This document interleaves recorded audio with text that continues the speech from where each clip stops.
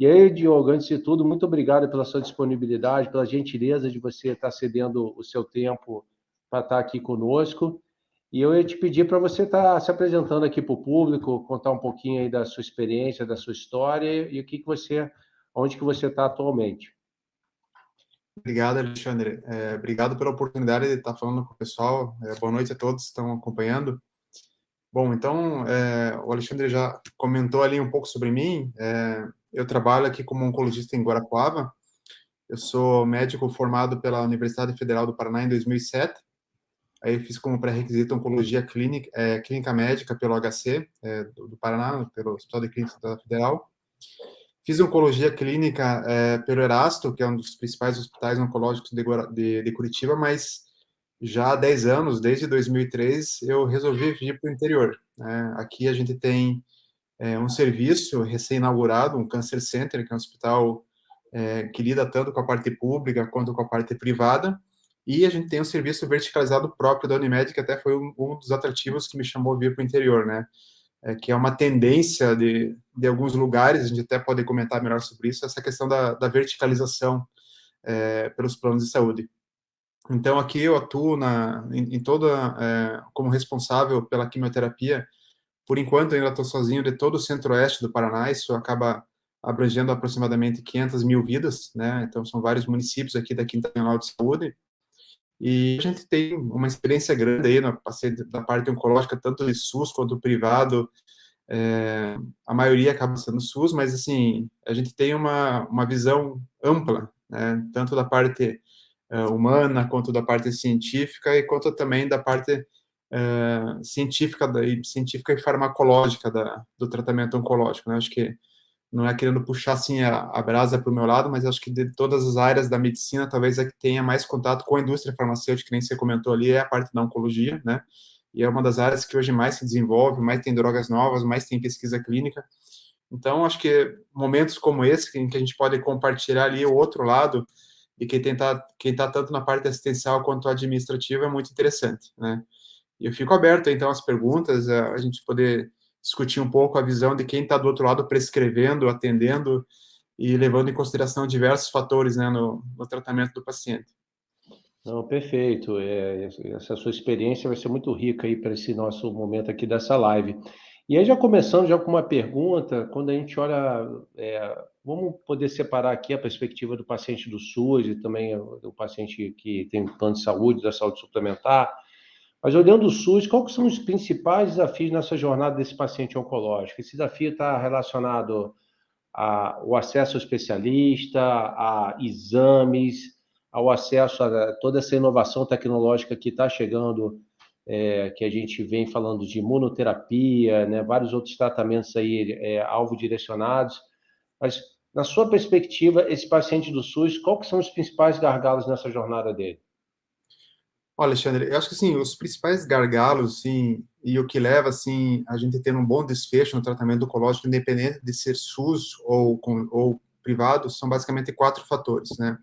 O primeiro, o tipo de doença; o segundo é o estadiamento da doença, né? O terceiro é o acesso às drogas, né? E a capacidade médica, né? A biologia tumoral, obviamente. Então, assim, o que diferencia o SUS, na minha perspectiva, do privado, basicamente é o estadiamento, tá? Os pacientes do SUS, por a gente ter uma rede básica de saúde precária no Brasil, eles costumam chegar para a gente no estadio mais avançado do que eu costumo ver em privado, e o acesso às drogas, que obviamente é muito diferente. Em relação a de termos profissionais, eu acho que a gente tem médicos no Brasil tão bom, tanto na rede privada quanto no SUS, mas a discrepância do estadiamento e do acesso à droga é muito grande, né, Alexandre? O que a gente tem hoje no convênio ainda não é o ideal, mas é muito próximo do ideal. Agora, o que a gente tem no SUS é basicamente o que a gente fazia na década de 70, não mudou muita coisa, né? Claro que algumas drogas novas foram incorporadas, mas as APACs, elas já não... As APACs, que são as tabelas que o SUS paga para tratamento oncológico, já há um bom tempo não são adequadamente atualizadas. Então, não dá para dizer que o acesso às melhores terapias são os mesmos, isso não acontece, tá? E isso acaba, com certeza, levando a um desfecho diferente dos pacientes, né? Não, perfeito. E quando a gente olha, por exemplo, quando a gente olha a regulação desse paciente oncológico no SUS, né? Porque eu fico imaginando esse paciente que ele está lá sendo atendido numa unidade básica de saúde, tem uma suspeita de uma doença oncológica. Como é que funciona essa regulação e olhando aí, no caso, a sua região de saúde aí, Guarapuava, né? Esse fluxo desse paciente chegar a ter um especialista, um oncologista, isso aí demora muito tempo? Como é que funciona? Por incrível que pareça, eu tive a oportunidade de trabalhar também em centro em Curitiba. No interior, talvez por ser assim um volume menor de pacientes, as coisas até que funcionam bem. Eu acho que na parte oncológica, o fluxo do SUS é até um modelo para outras especialidades, sabe? Então, hoje em dia, por exemplo, a porta de entrada desses pacientes acaba sendo a unidade básica de saúde, tá? É, uma vez que tem a suspeita, não precisa necessariamente ter a confirmação, é gerado um código que a gente chama de código de transição, então é aberto o atendimento para um hospital de referência, né? Lembrando que não necessariamente o paciente precisa ter o diagnóstico, numa suspeita clínica, o paciente já pode ter porta de entrada a um serviço de referência, né? E não tem demorado, por incrível que pareça, assim, todo mundo acha que o SUS ele é muito demorado, muito precário.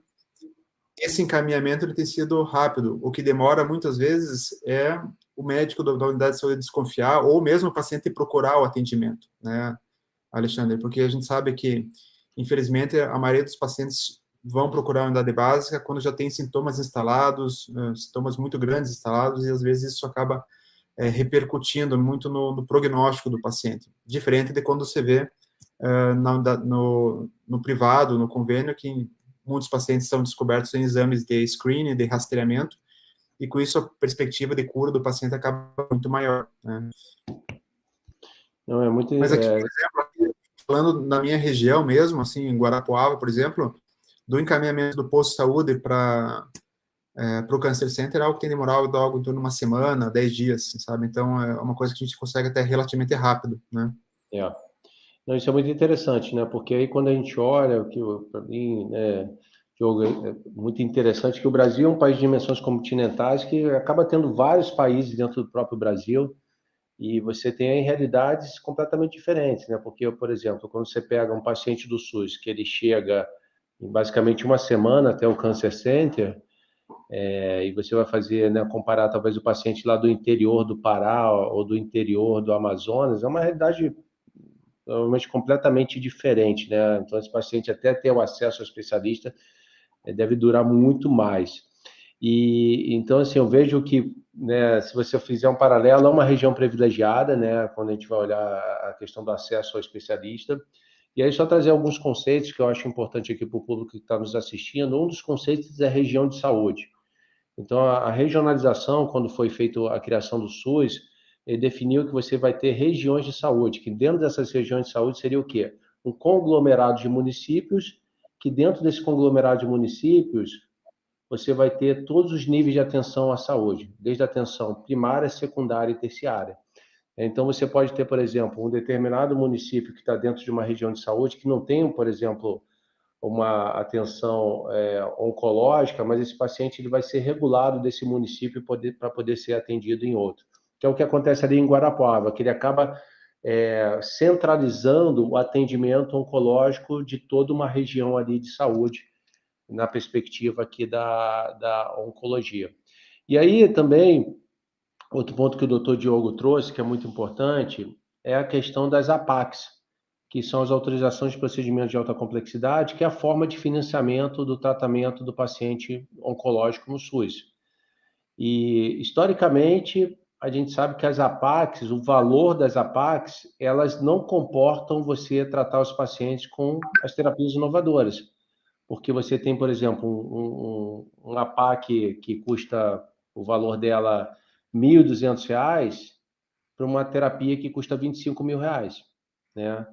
Então, isso, né, Diogo, é um desafio gigantesco, mas dentro desses valores de APAC, né, que a gente sabe que também você tem uma dificuldade muito grande de ter reajuste de valor de APAC, algumas são reajustadas, outras ficam totalmente congeladas ao longo do tempo.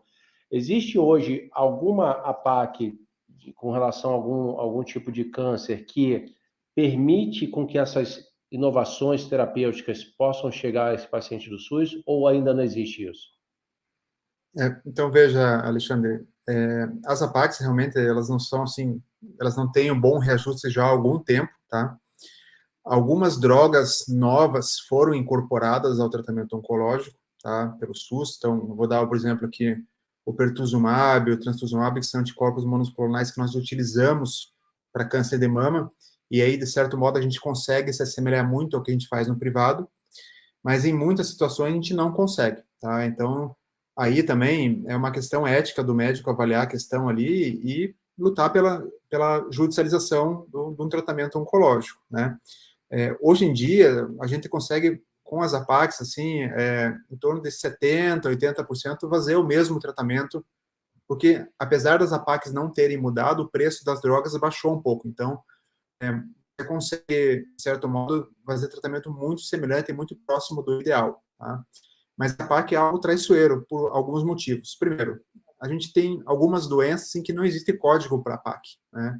Vou dar o exemplo, por exemplo, de endométrio, tá? Endométrio é um tipo de câncer do útero, em que uma vez operado, em alguns cenários, você tem a indicação de fazer um tratamento quimioterápico adjuvante e você não tem a PAC para isso, né? Então, você tem que conversar ali com o auditor, explicar a situação, talvez gerar algum outro código para endométrio para que você possa fazer o tratamento do paciente, né? Mas, ao mesmo tempo, também você tem novas drogas chegando, né? Essas drogas, elas acabam sendo feitas compras através de centralizações, então, são compras pelo Estado, porque são drogas de altíssimo custo e que acabam chegando daí para a gente diretamente de compra do Estado. Então, por mais que o valor das APACs não tenha mudado muito nos últimos anos, algumas drogas foram incorporadas ao tratamento, mas não diretamente porque a PAC aumentou, mas sim porque, através da Conitec, de incorporações, de comissões da Sociedade Brasileira de Oncologia, a gente conseguia ter esse acesso, né? Mas eu te diria, assim, que numa média ali, em torno de 80% das vezes você consegue fazer. Mas tem situações em que a gente é órfão de tratamento do SUS. Por exemplo, tumores do sistema nervoso central, câncer de rim, melanoma, são as situações em que a gente acaba mais tendo que judicializar, né, medicação para que você possa fazer um tratamento adequado para o paciente. Lembrando que não existe nenhum sistema público no mundo que consiga oferecer o que tem de melhor para todo mundo, né? Então, o que a gente faz mesmo é tentar achar ali o tratamento que seja digno do paciente, que seja correto para o paciente, para que o paciente possa realmente ter o benefício de estar acompanhando com o especialista, de ter um ganho de sobrevida, uma qualidade de vida, né? Como Aí você funciona a faz... PAC, assim, para o pessoal que às vezes não tá muito ciente? Basicamente é o que o Alexandre falou, cada doença existe uma tabela, existe um valor e existe um cenário. Então, por exemplo, existe um cenário para quimioterapia de mama antes da cirurgia, um valor que eles pagam, existe um valor que eles pagam para caso a doença seja metastática, né? Existe um valor que eles pagam para caso você faça um hormônio, e esse valor que não é reajustado, né? Então, ali, dentro daquele valor, o médico basicamente tem que dar um jeito de cobrir o tratamento para que não haja uma defasagem para o hospital, para o serviço que está fazendo o atendimento do paciente, né? E aí entra essa questão que para o médico é muito difícil, né? Porque você entra muitas vezes nesse conflito ético, porque você, né, quando olha o paciente que tem acesso a um plano de saúde, ele tem lá um nível de tratamento. Quando você olha o paciente do SUS, acaba que ele tem um subtratamento. E como que a gente consegue equalizar essa equação, né? E aí você trouxe uma coisa muito interessante que, inclusive, aqui o nosso público é majoritariamente da indústria farmacêutica, né, pessoal? Então, assim, a gente sabe que a judicialização na saúde é um dispositivo legal de acesso ao tratamento, mas isso aqui, de forma alguma, pode ser estimulado pela indústria farmacêutica. Então, a judicialização é um direito que o paciente, o responsável, tem, né, e ele pode correr atrás disso daí, tá? Então, assim, a indústria não estimula a judicialização, não é o papel da indústria, mas se o paciente entender que ele pode ter algo melhor, né, e normalmente essa orientação, o médico fala, ó, existe um tratamento melhor, só que não está disponível no SUS, e o paciente vai buscar o seu direito, né, e o artigo 196 da Constituição Federal diz o quê? Saúde é direito de todos e dever do Estado. Então, é um grande gatilho legal para a judicialização, apesar que essa é muito uma opinião pessoal para mim, tá? A judicialização é um dos piores caminhos de acesso que existem. Apesar de ser um caminho de acesso, é um caminho muito ruim, porque gera total falta de previsibilidade para quem vai pagar essa conta, que é o governo. Gera também muita frustração do paciente, porque de tempos em tempos ele tem que estar recorrendo à justiça para poder ter acesso à sua medicação. Mas, sem sombra de dúvida, é um gatilho e é um dispositivo que o paciente pode estar recorrendo caso ele queira ter acesso a terapias melhores, né, para tratar a sua doença. E aí, Diogo, uma pergunta que eu queria te fazer que é aquele conceito da sobra do valor da PAC. Aquilo ali existe mesmo? Né? Então, por exemplo, eu tenho uma PAC lá de R$ 1.800. Se eu não gastar toda aquela PAC, vai ter uma sobra de dinheiro. Aquela sobra de dinheiro ela pode ser utilizada para poder estar tratando o paciente, talvez com algum tipo de terapia melhor? Sim, na verdade é baseado nessa sobra da PAC que o hospital vive, né? Só lembrando outra coisa, que a partir do momento que você faz a judicialização, você não pode gerar PAC, então é prejudicial para o serviço também, né? Então, o serviço deixa ele estar ganhando uma PAC e existem PACs que pagam relativamente bem, que você consegue ali uma margem de lucro para sustentar um serviço, né? Mas sim, Alexandre, em algumas situações, na maioria das situações, você consegue ali uma margem, né? E é através dessa margem que você consegue, às vezes, bancar algum tratamento que extrapola a PAC, né? E pagar o custo operacional de toda a estrutura que se tem no hospital, né?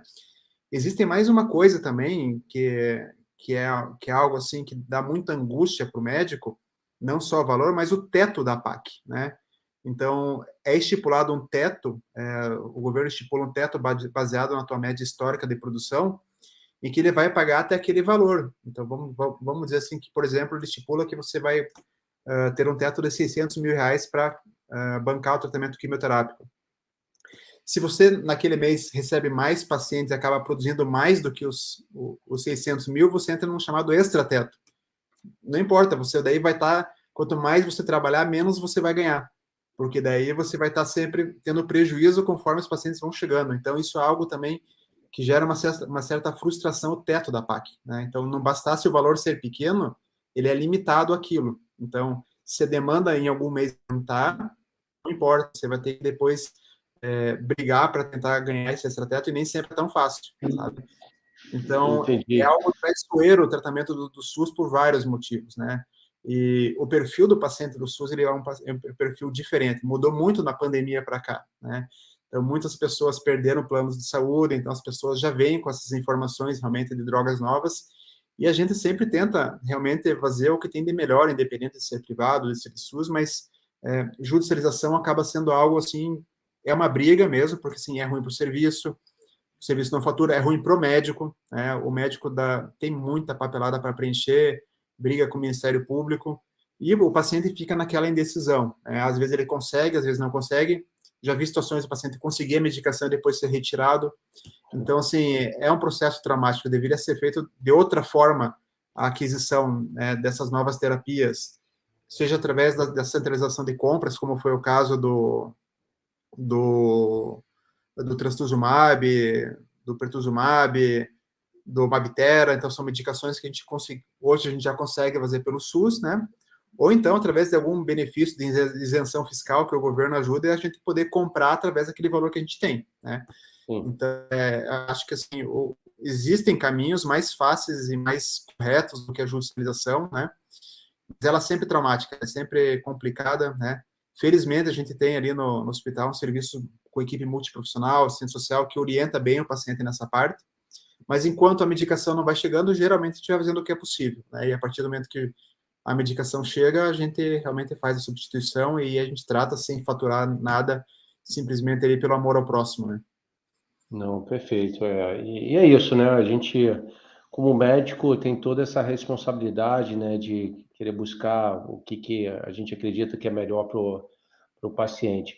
E aí, entrando também nessa questão que você falou, mais um pouquinho no começo, você tem uma tendência a pegar esse paciente que é do SUS já em estágios, né, no estadio da doença mais evoluído, e que, consequentemente, né, Diogo, isso aí também gera um custo para o sistema de saúde, né? Porque esse paciente quanto mais grave, é um paciente que às vezes vai ter que, né, fazer um procedimento cirúrgico, internar. Queria que você comentasse um pouquinho sobre isso, por favor.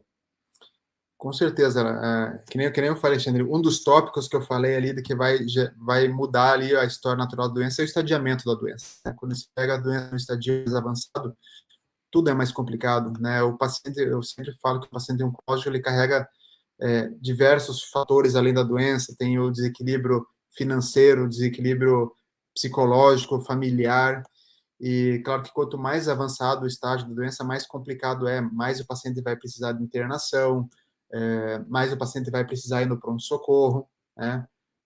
Transfusão, enfim, é um paciente mais complexo, muito mais caro do que você pegar um paciente no estágio inicial. Então, é óbvio que muito deveria ser feito ali na questão da prevenção mesmo, do screening, do rastreamento, né?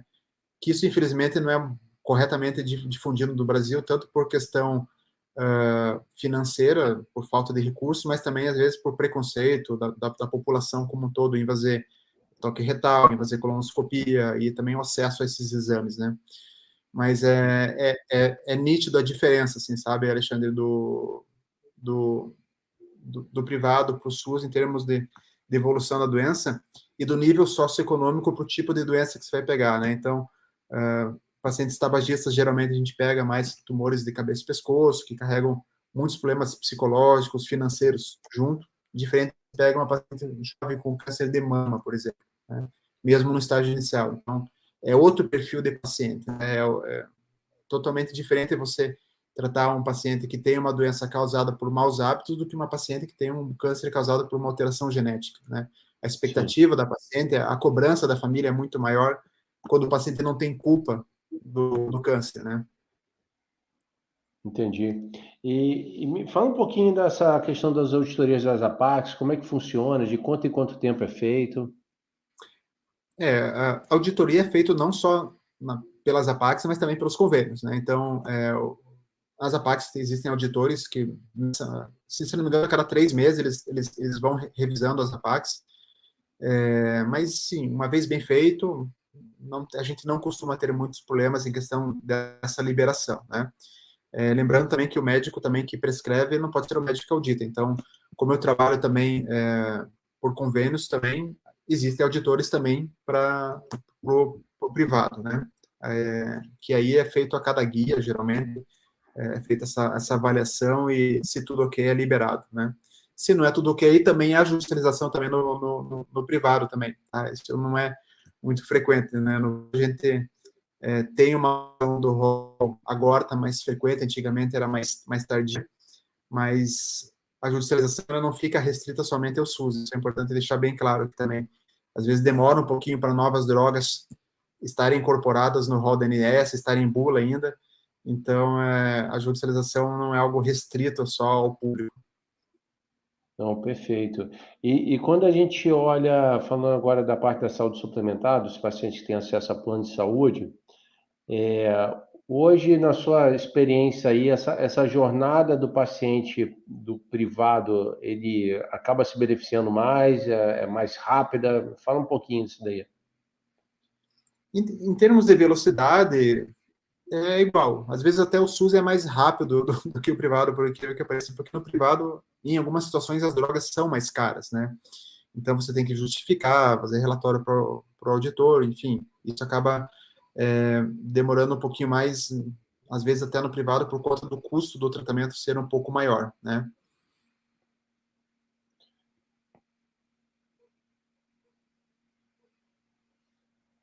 Não, e aí, quando a gente olha a questão das terapias inovadoras, vamos pegar aqui o exemplo de imunoterapia.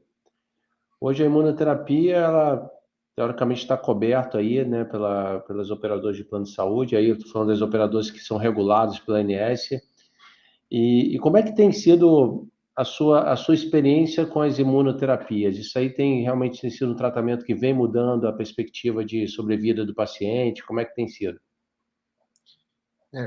Hoje, quando a gente fala em terapias inovadoras, basicamente são 3 classes que nós estamos falando, né? Um deles é a imunoterapia, que basicamente são medicações que estimulam o teu sistema imunológico a atacar o tumor. Outra opção de tratamento inovador também são as drogas-alvo, né? Então, pacientes que têm, por exemplo, receptores específicos, drogas que atingem esse receptor e diminuem a proliferação celular, e outros são os anticorpos conjugados a drogas, que é basicamente o efeito cavalo de Troia, que a gente chama, né? Existe um anticorpo que carrega uma droga e com isso consegue fazer um estrago maior de dano celular no tumor. Então, basicamente, essas são as 3 terapias inovadoras que nós estamos utilizando, né?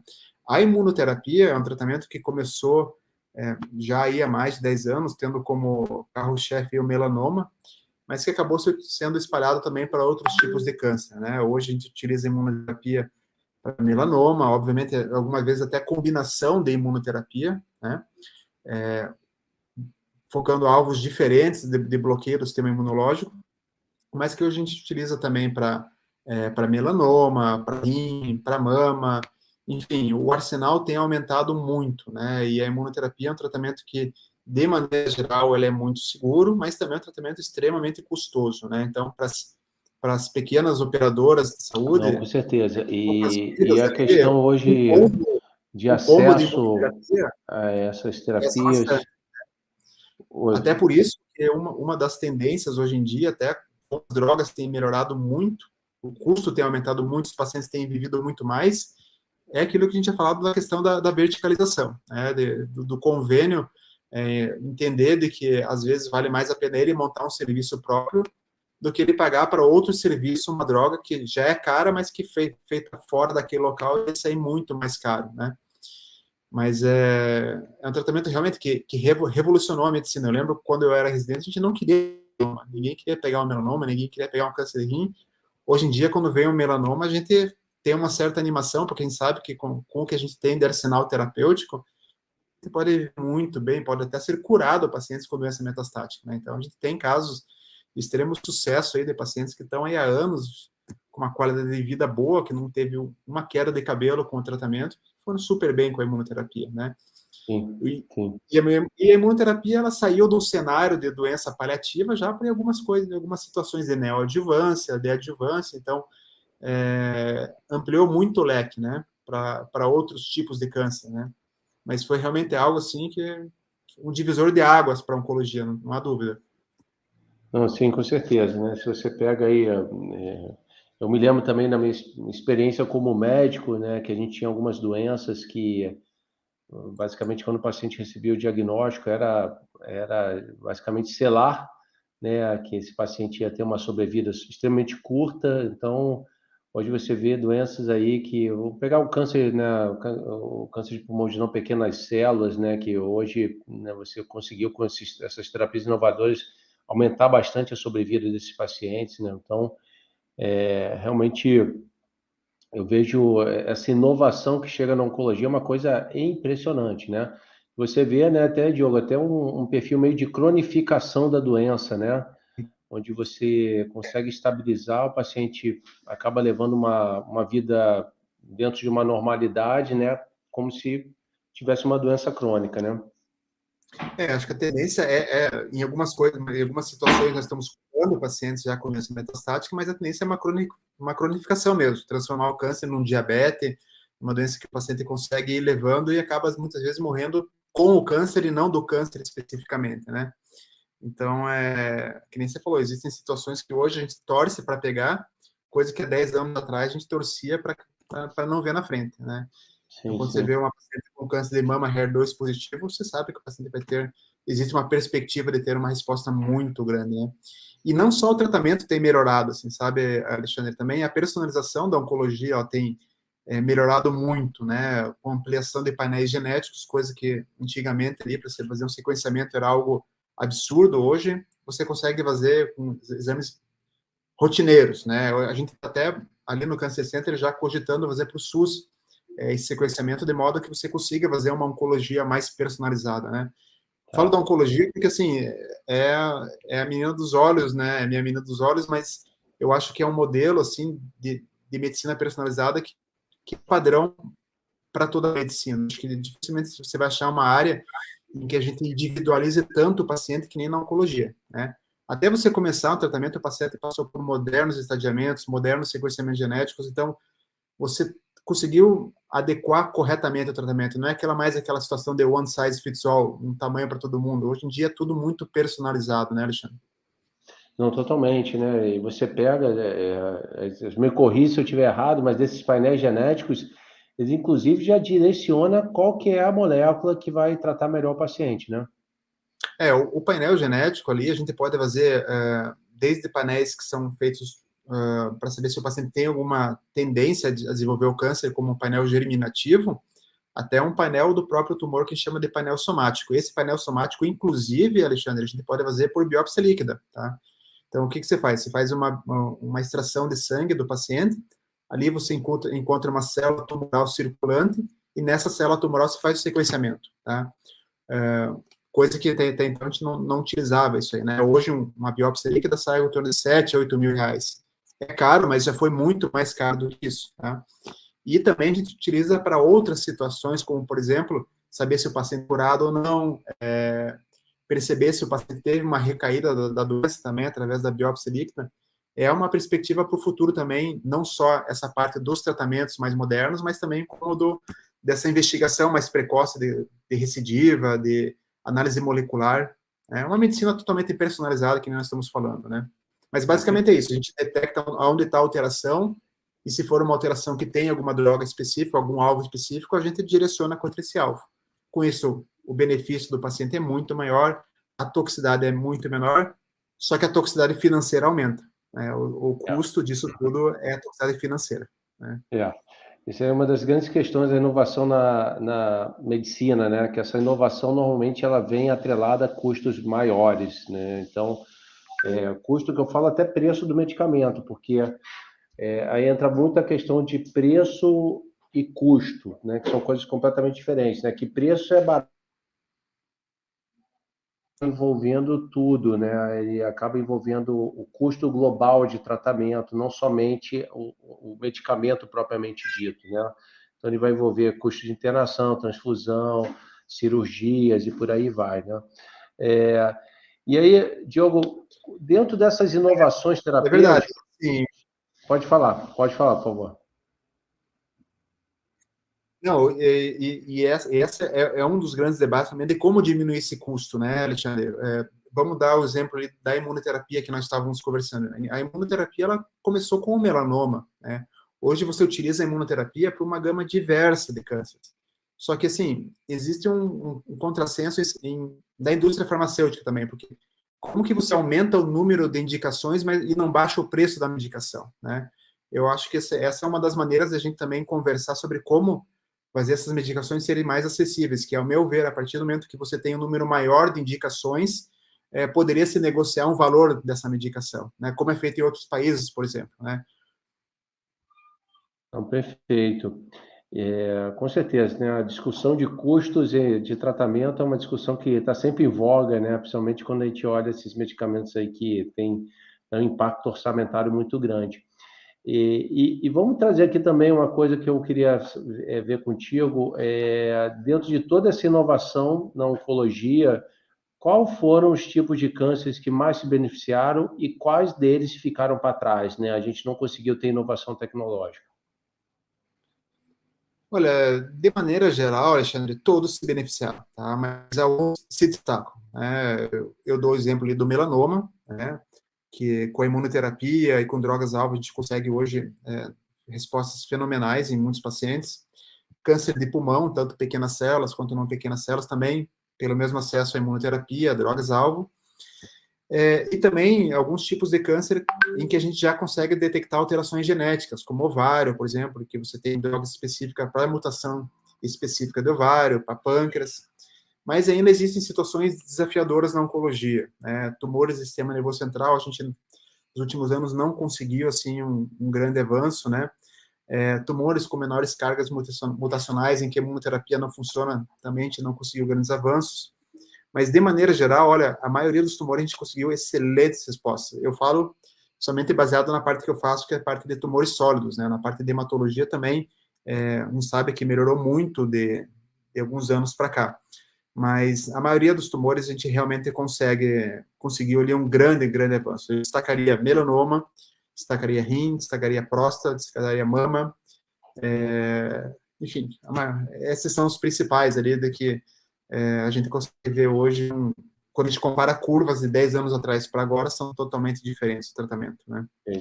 O pâncreas ficou um pouquinho para trás também, né? O pâncreas sempre foi uma doença mais traiçoeira, mas o pâncreas ele tem uma característica específica, que é um tipo de doença que você não costuma fazer rastreamento, tá? Diferente de mama, por exemplo, tá? E o pâncreas, geralmente, são tumores que a gente chama, que vem da cabeça do pâncreas, ou seja, quando desenvolve sintomas, já está mais avançado. Então, pela localização, pela biologia, pelo fato de a gente não fazer rastreamento, ele ainda acaba ficando um pouco mais traiçoeiro, e também porque a gente não tem muita coisa nova. A gente tem drogas novas, mas a gente ainda não deslanchou que nem para outros tipos de tumores sólidos. Então, perfeito. Pegando um pouquinho na questão do paciente que tem acesso a planos de saúde, com relação à autorização para o tratamento, como é que funciona a questão da manutenção do tratamento? Você precisa de quanto em quanto tempo fazer novos relatórios solicitando para que o paciente continue usando o medicamento? Isso depende muito do custo da medicação, tá? Então, eu vou te dar um exemplo aí de uma paciente em que a gente acabou oferecendo um combo de imunoterapia, em que a gente faz 4 doses combinadas de imunoterapia. Isso, a gente está falando de um custo próximo a R$100.000 por mês, né? Então, obviamente, o auditor quer uma avaliação rápida para saber se está respondendo ou não, tá? Então, medicações mais caras costumam ter avaliações mais frequentes do auditor, né? Ao passo que medicações mais baratas, como hormonioterapia, dificilmente o auditor vai pedir, tá? De maneira geral, assim, medicamentos mais modernos, como hormonioterapia, a cada 4 a 6 meses a gente tem que emitir um relatório, e medicações mais simples, muitas vezes, não são necessárias emitir relatório, e fica a cargo do médico mudar o tratamento a partir do momento que o paciente tem uma progressão ou uma toxicidade. Mas eu diria algo em torno, então, de 4 a 6 meses, mais ou menos.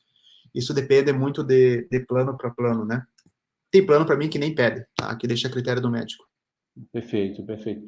E dentro da oncologia, existe o conceito de decisão compartilhada, de você trazer as opções de tratamento para o paciente para vocês, em comum acordo, chegarem ao melhor tratamento?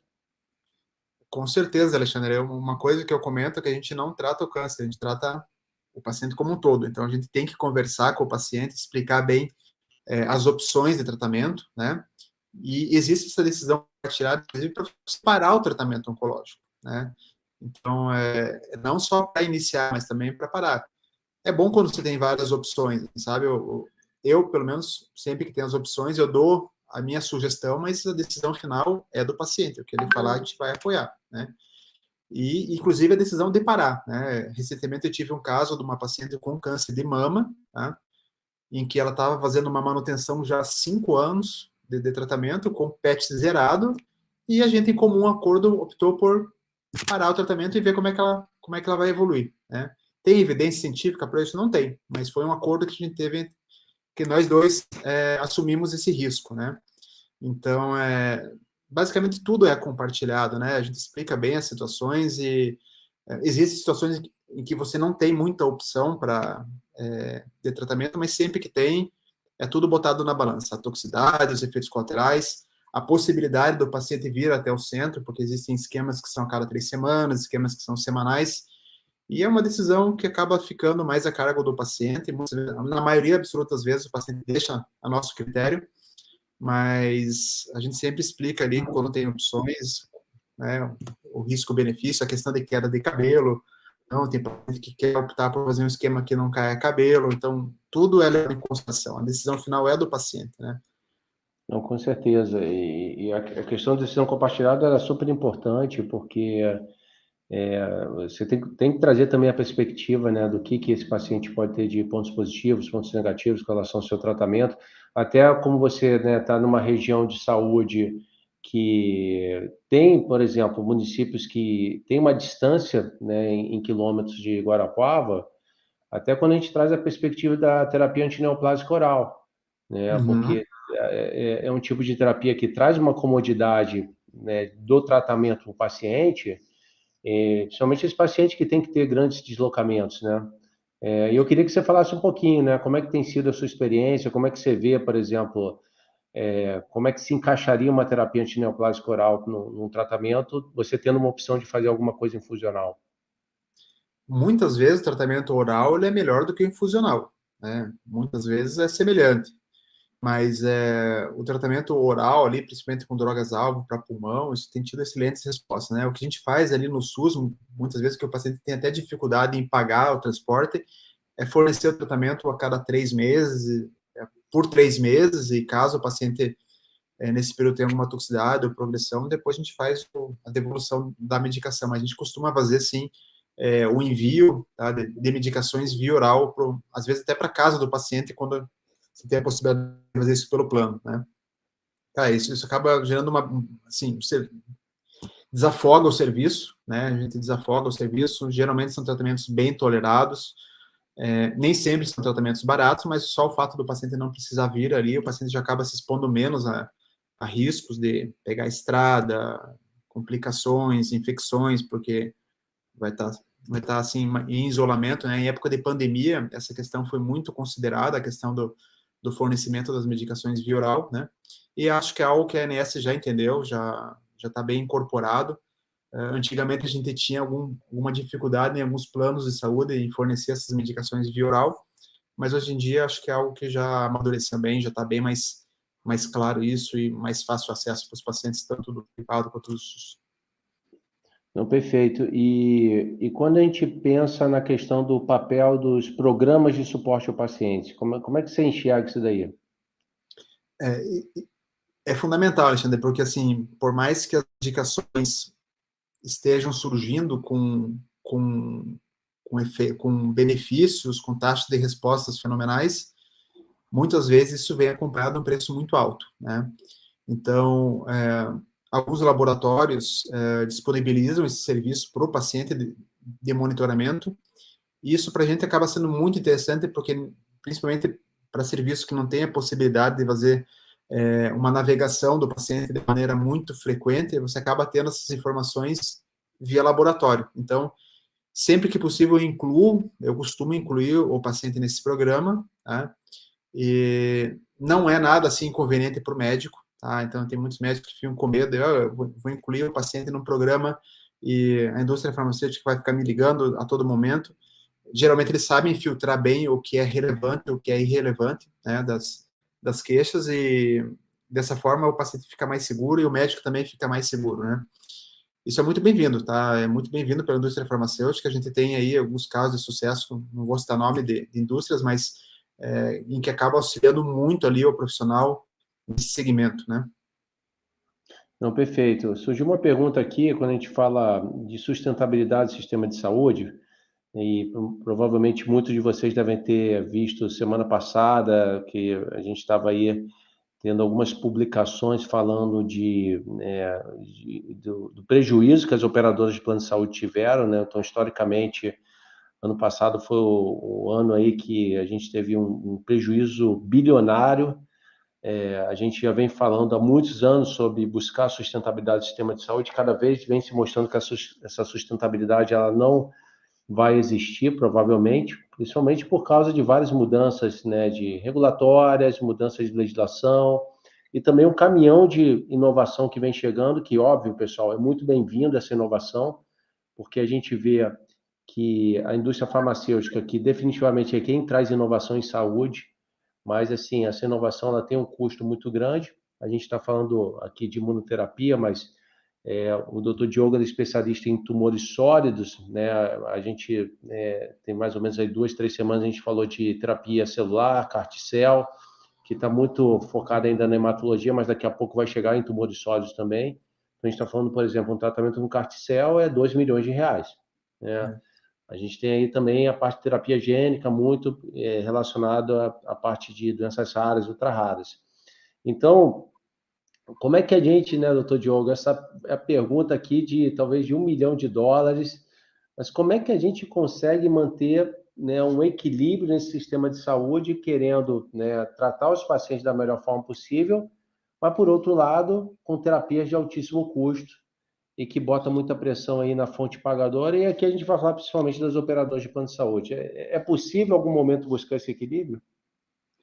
Eu acho que o ano passado foi um ano que realmente deu muito prejuízo por basicamente dois motivos ali. Primeiro, a demanda retraída que você tinha de pacientes pós-pandemia. Então, pacientes que precisavam fazer uma cirurgia de joelho não podiam operar a partir do momento que ficou liberado. Essa demanda retraída acabou sendo absorvida, né? Então, teve muito gasto por conta disso. Eu acho que foi esse um dos fatores a mais, né? E é claro, a incorporação de novas drogas no rol, né? Que também são, como a gente já comentou, são drogas de altíssimo custo, né? Eu acho que assim a saída, basicamente, uma das saídas é essa questão da verticalização, né? Verticalização é quando o serviço, o convênio opta por ele montar um serviço, mas isso é algo que dá certo em umas cidades, não dá certo em outras cidades. Por que não dá certo em umas e dá certo em outras? Não dá certo em uma porque às vezes o cooperado fica contra a cooperativa, fica uma concorrência, né? E como a maioria dos médicos ganha em cima das drogas, não há interesse em tirar o paciente do serviço e mandar para a operadora, tá? A outra opção, então, além da questão da verticalização ali, seria a questão de própria parceria da indústria farmacêutica com os convênios, através de compras mais baratas, convênios, né, centralização de compras dos convênios, né, como acontece ali com grandes operadoras, né, e a própria, assim, essa questão de taxação, de imposto, da indústria farmacêutica também, facilitar a questão de, uma vez liberado ali outras indicações, em bula também considerar essa redução de custo. Acho que são essas as medidas que a gente tem por enquanto, né? A gente tem total noção do custo que é produzir uma droga nova, né? Hoje a gente sabe que isso pode chegar aí a questão de 2 bilhões de dólares, porque é feito muita pesquisa em cima, muito estudo, então tem por que essas drogas serem caras, tá?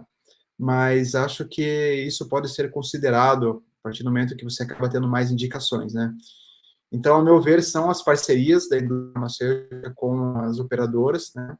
Os descontos, né? Às vezes, combinação de volume de compra ou drogas compradas em paralelo para facilitar isso. A questão da verticalização e a própria indústria farmacêutica também avaliar meios de baixar conforme a medicação vá sendo liberada para outras opções. São minhas sugestões, assim, maneiras que eu vejo assim no futuro. Sim, sim. Uma das Isso vai coisas acabar sendo repassado, isso vai acabar sendo repassado pro beneficiário, não tem como, né, Alexandre? E como muitos desses planos de saúde são planos empresariais, isso acaba sendo passado pro empresário, acaba sendo passado pro produto que o empresário produz, então é uma cascata, um vai passando pro outro custo, né? Com certeza, né? Eu acho que essa questão que você trouxe aqui é fundamental, né? Porque não existe almoço grátis, pessoal. Essa que é a grande questão que a gente tem que saber. Então, toda a pressão que tem, né, de custos nas operadoras de plano de saúde, aí a gente vai falar do VCMH, que é a variação de custo médico hospitalar, que é conhecido como inflação médica. Toda essa pressão vai ser repassada para a ponta, vai ser repassada para o consumidor, quer seja o consumidor pessoa física, que é aquela pessoa que paga o seu plano de saúde do seu próprio bolso, quer seja o consumidor que está debaixo de um plano coletivo empresarial, porque essa empresa ela vai ter que pagar mais pelo seu plano de saúde. Então, toda essa pressão de custo, sem sombra de dúvida, ela vai ser repassada para a ponta. Uma das formas que eu acredito, tá, aí vou dar minha opinião sobre esse assunto, porque cada tratamento que a gente sabe que tem um perfil de paciente que é melhor respondedor. Porque você tem lá o paciente que é para o medicamento para câncer de mama, né? Mas dentro desse perfil de paciente de câncer de mama, você vai ter lá um paciente que vai responder melhor ao tratamento do que o outro. Então, talvez, na minha opinião, é tentar olhar o seguinte: esses medicamentos de alto custo, é a gente tentar definir um perfil de paciente melhor respondedor. Porque isso aí entra muito numa medida que a gente usa em ensaios clínicos, que é o tal do NNT, que é o número necessário a tratar, que é quantos pacientes eu preciso tratar para que um se beneficie daquela intervenção. E a gente sabe que não existe nenhum tratamento que é 100%, né? Mas se a gente consegue definir um perfil de paciente melhor respondedor, a gente provavelmente vai conseguir utilizar o melhor tratamento no paciente certo, do que às vezes ficar usando um tratamento de alto custo no paciente que não deveria estar usando aquela tecnologia, apesar de ter uma indicação em bula para aquele, tá? Então, Diogo, eu queria que você pegasse essa minha fala e o que você acha? Será que a gente consegue, talvez, selecionar um perfil de paciente melhor respondedor para esses tratamentos de alto custo? Claro, eu acho que essa é uma das maneiras também, né? Fala-se muito também em pagamento por resultado também, né? Algo um pouco difícil, né? Em pagamento por qualidade de vida do paciente. Então, assim, existem várias fórmulas, né? Uma outra maneira também, Alexandre, que a gente não comentou, é a questão de estudos clínicos também, né? É, muitos pacientes que não têm esse acesso ali, também a gente poder incluir o paciente em estudo clínico também, para que o paciente tenha acesso à droga de maneira gratuita, né? Mas, em relação à indústria farmacêutica, essas são as opções, né? Talvez considerar ali uma remuneração de acordo com o NNT, que nem você comentou, né? Uhum. Levando os fatores clínicos e prognósticos como uma das maneiras de você poder chegar a um valor correto do produto, né? Para que Sim. você pague realmente uma medicação, você pague mais cara por uma medicação que realmente tenha uma perspectiva de melhor benefício, né? Com certeza, né? E aí entra muito dentro daquele conceito de compartilhamento de risco, né? Que é um modelo também que pode ser um modelo de acordo financeiro ou de acordo com o desfecho clínico. Ah, entregou aquele desfecho, eu pago. Se não entregou, não pago, né? Então tem algumas modalidades que possam ser feitas também. E aí pegar essa questão de pesquisa clínica, de ensaios clínicos, só para vocês, para quem não conhece, mas dentro do conceito de ensaios clínicos, você vai ter um medicamento aí que é experimental, onde você quer ver se aquele medicamento em seres humanos vai trazer eficácia e segurança, e de acordo com a resolução 466 da CONEP, Comissão Nacional de Ética em Pesquisa, o que é definido? Que quando é feito um ensaio clínico aqui no Brasil, e você consegue demonstrar que um medicamento é eficaz e seguro, o patrocinador é obrigado por fornecer por tempo indeterminado aquele medicamento para os participantes do estudo, né, para os voluntários. Então, isso daí também acaba sendo uma via de acesso ao tratamento, tá? Para aqueles que optaram por ser voluntários daquele ensaio clínico. Então, isso é uma coisa, né, Diogo, que é interessante dentro aqui das nossas resoluções aqui no Brasil, né? A pesquisa clínica muitas vezes ajuda a gente em situações em que você realmente não tem recurso pela medicação, né? Tanto do SUS quanto do privado, né? E além de ser também uma via de pagamento também para o hospital. Então acaba sendo interessante para o paciente e para a instituição. Com Hoje em certeza. dia, assim, o Brasil tem melhorado muito a questão de pesquisa clínica. Eu, especificamente, como eu fico mais na parte assistencial, eu não tenho feito pesquisa clínica como eu gostaria, mas hoje a gente tem grupos de WhatsApp e todo dia a gente tem pelo menos aí umas 30, 40 mensagens de paciente, de a gente tentando ver se o paciente se inclui nos critérios de inclusão e encaminhando o paciente para outros serviços para que ele possa ter acesso às melhores drogas, né? Sim, com certeza, né? Então, realmente, a pesquisa clínica é uma oportunidade do paciente poder estar recebendo um tratamento inovador e caso esse tratamento se mostre eficaz e seguro, de acordo com a resolução 466 da CONEP, ele vai ter aí acesso a esse medicamento, porque é de responsabilidade do patrocinador ficar fornecendo por tempo indeterminado esse medicamento. E isso de uma forma geral. Para doenças ultra raras, pessoal, existe uma outra resolução da CONEP que delimita o prazo máximo de 5 anos, tá? Mas de uma forma geral é por tempo indeterminado. Bom, estamos chegando aqui para o final e aí queria fazer uma pergunta e aqui fica uma pergunta que vai provavelmente trazer respostas para várias pessoas aqui. Quando, né, doutor Diogo, você recebe uma visita da indústria farmacêutica, né, de um consultor da área de oncologia, o que você espera dele, né, nesse contato? O que ele pode estar agregando valor quando ele vai te visitar? Olha, eu gostaria de receber mais do que eu atualmente tenho recebido por questão de agenda, mas para a gente é algo assim super importante, né? Felizmente, o preparo dos profissionais da indústria farmacêutica são ótimos, né? De maneira geral, eles são todos com uma formação muito boa, né?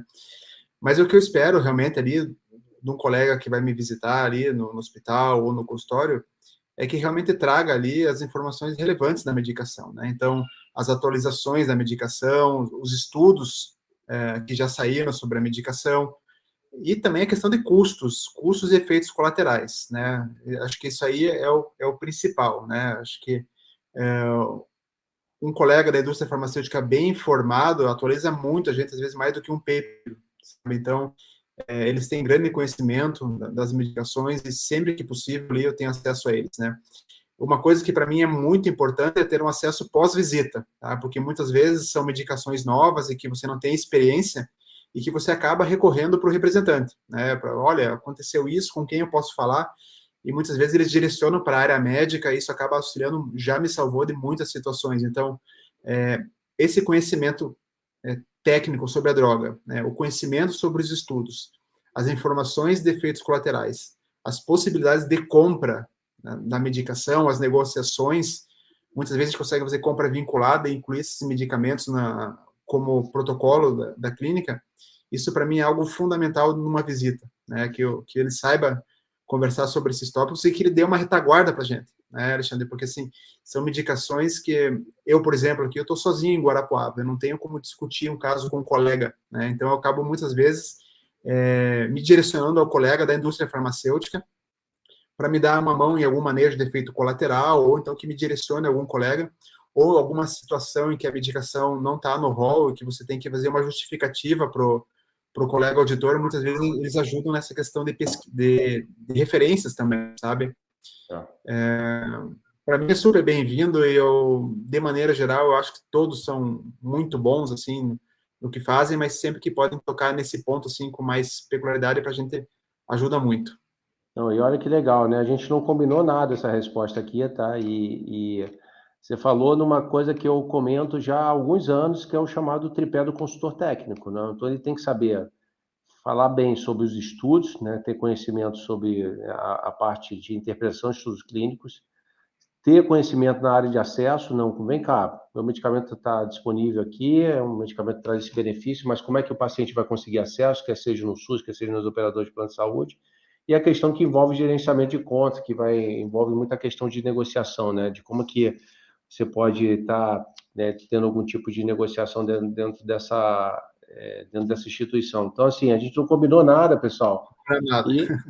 Não combinamos nada, e aqui, ó, o especialista, né, que trata os pacientes que está dentro de um câncer center, falando o que ele espera da indústria farmacêutica, né? Então, assim, hoje um consultor de oncologia não adianta só saber sobre a doença, sobre o produto, ele tem que saber muito mais do que isso, pessoal. O consultor ele tem que dar as soluções para o médico, que passa sobre mostrar que o medicamento é um medicamento que é eficaz e seguro, mostrar a questão de como que ele vai ter as vias de acesso e orientar o médico de como que ele pode, por exemplo, preencher um relatório, né, como é que tem que ser a documentação para ter acesso àquele medicamento e também, dependendo de empresa para empresa, saber a parte de como é que eu padronizo o produto na instituição, como é que eu vou fazer como é que eu vou fazer a negociação, orientar, por exemplo, questão de distribuidor, como é que vai fazer a compra do medicamento e por aí vai, né? Então, assim, é um nível de complexidade que exige de um profissional da indústria farmacêutica, mas é o que, né, o que os médicos exigem, né? Então, esse nível de conhecimento, pessoal, se você não tiver, provavelmente você vai ficar raso quando for abordar um médico oncologista, tá? Então, o Dr. Diogo simplesmente está validando tudo que eu falo há pelo menos 4 anos e meio, né? Do que um consultor precisa ter de conhecimento, né? Então, É isso mesmo, a gente quer saber dado científico, tá? Benefício em relação aos concorrentes, aquisição e uma retaguarda. Né? A gente precisa da retaguarda também, tá? Porque são, como falei, são medicações que de maneira geral são inovadoras, medicações caras, e muitas vezes a gente precisa ali dessa retaguarda, e a gente acaba indo direto para o representante. Né? Ele é a primeira pessoa que a gente procura, né? É isso aí. Muito legal. Bom, já chegamos aqui ao final, doutor Diogo, e eu queria agradecer muito a sua gentileza de estar compartilhando a sua experiência, seu conhecimento aqui com o nosso público. Avisar para todo mundo que esse conteúdo vai ficar gravado, então, por exemplo, quem não conseguiu acompanhar todo o conteúdo vai poder voltar lá, ver quais são os pontos mais interessantes. E também para quem gostou, pessoal, compartilhem com seus colegas, né? Porque às vezes tem alguém que gostaria de ter esse conhecimento, né? Então, compartilhem também. E deixar aí vocês sempre atentos que futuramente a gente vai trazer novos conteúdos, novas lives, né? Não somente do assunto da oncologia, mas de outros assuntos também relacionados ao mercado de especialidades, mercado de acesso e mercado de alto custo. Então, doutor Diogo, deixa aí você para poder finalizar, mandar umas mensagens finais para o pessoal antes da gente poder estar encerrando. Eu só tenho a agradecer, Alexandre, agradecer ali a possibilidade de compartilhar um pouco da minha experiência ali, a visão de quem está na parte assistencial e um pouco administrativa também da oncologia. E fico à disposição para quem quiser me procurar, ali pode me procurar pelo Instagram também. E espero no futuro ter novas conversas aí sobre esse assunto que achei muito legal nessa live de hoje. Então, beleza. Então é isso, pessoal. Muito obrigado. Boa noite a todos. Bom descanso. E até uma próxima. Obrigado, Diogo. Um abraço aí para Valeu, você. obrigado.